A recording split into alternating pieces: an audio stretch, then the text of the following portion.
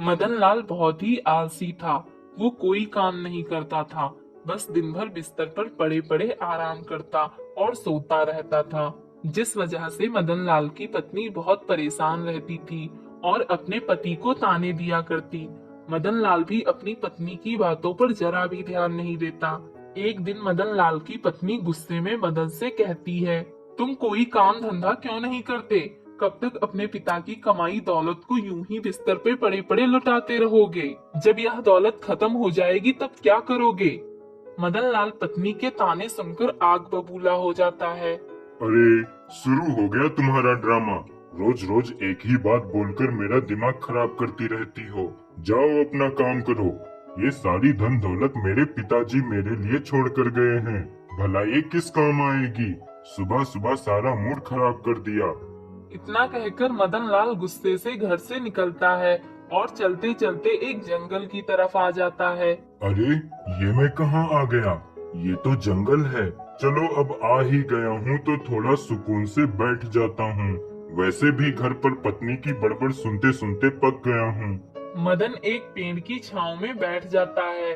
थोड़ी देर बाद वहाँ एक व्यक्ति आता है और वह एक पेड़ के पास जाकर एक मंत्र बोलता है। इस जंगल के पेड़ों में तुम ही हो एक राजा। खड़ा हूँ तेरी चौखट पे, खोल दे तू दरवाजा।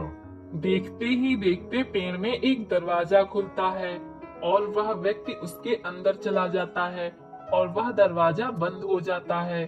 थोड़ी देर बाद वह व्यक्ति एक पोटली लेकर बाहर आता है। मदन लाल बैठा यह सब देख रहा था।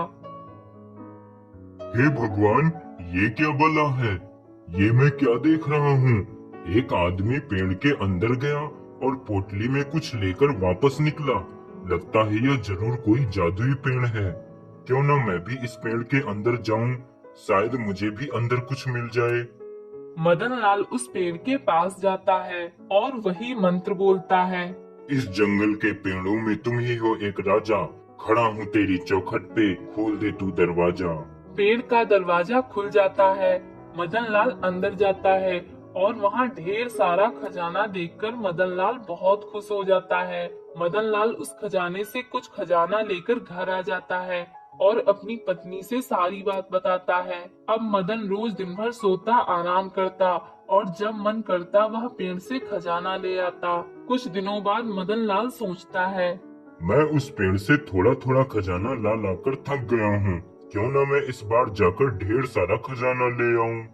अगले दिन मदन लाल एक बड़ा बैग लेकर जाता है और खूब ढेर सारा खजाना बैग में भर लेता है और खुशी से मानो फूले ना समा रहा हो।